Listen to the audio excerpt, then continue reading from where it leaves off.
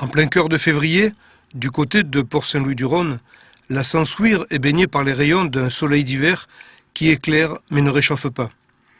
C'est dans un cabanon familial, en compagnie de Galiote, Christian, Billy et Daniel, que nous rencontrons Jean Franval, chanteur, acteur, comédien de talent et grand défenseur de l'œuvre de Marcel Pagnol. Même s'il a interprété des milliers de fois les classiques issus de l'imagination de l'écrivain, dramaturge et cinéaste provençal, Jean Franval, bien aidé par une voix de stentor, a commencé par la chanson. Ben écoutez, j'ai commencé ma carrière à Nîmes. C'est pas loin, je suis né à Tarascon, et un jour il y a un monsieur qui s'appelait Max Théo, qui a organisé un grand concours de chant Nîmes qui s'appelait à l'époque, je vous parle, c'était en 1951, ou 50 ou 51, on chante dans mon quartier. Et la finale que j'ai gagnée aux arènes de Nîmes. Et le premier prix de ce concours était passé en attraction pendant 8 jours au cinéma Le Corona à Nîmes. Et pendant 8 jours, j'ai chanté mes 4 chansons à l'entracte de l'après-midi et mes 4 chansons le soir à l'entracte du soir. Et puis, vu le succès que ça a fait, je chantais à l'époque des chansons de Mestral et d'Yves Montand.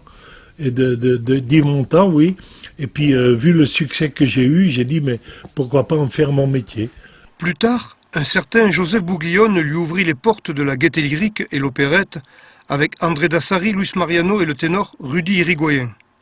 Ensuite, c'est aux côtés de Fernand Reynaud que Jean Franval entretient une complicité scénique pendant 5 années avant que l'acteur Jean-Marie Amato ne l'encourage à entreprendre une carrière de comédien. Ainsi, pendant plus de 60 ans, cet ami de Fernandel et Paul Prébois a tout donné au public en se partageant entre César Marius, La femme du boulanger, Fanny Reguin et autres œuvres qui ont eu la Provence pour cadre. Aujourd'hui encore, lorsque Jean se raconte, on l'écoute sans se lasser.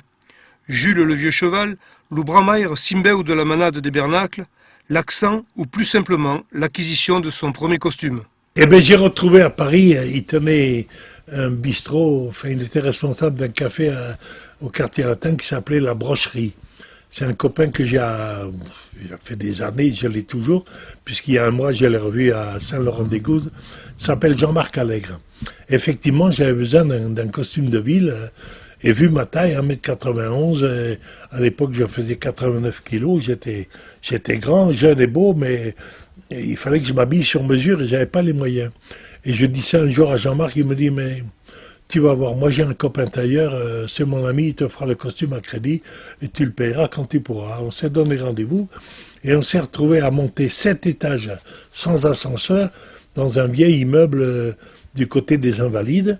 J'ai ouvert cette chambre de bonne et il y avait un monsieur de mon âge, aussi grand que moi, qui était sur une machine à coudre encore avec les pédales. C'était pas encore électrique, il fallait bouger les pieds pour agiter les pédales. Il m'a fait choisir un tissu, il m'a fait le costume, je l'ai payé quand j'ai pu le payer, mais je l'ai payé. Et ce monsieur s'appelait à l'époque Jean Bousquet, c'est devenu Cacharel. Voilà. Ce jour-là, les rayons du soleil de février qui filtrent par la fenêtre du petit cabanon de Port-Saint-Louis-du-Rhône nous a vraiment réchauffés.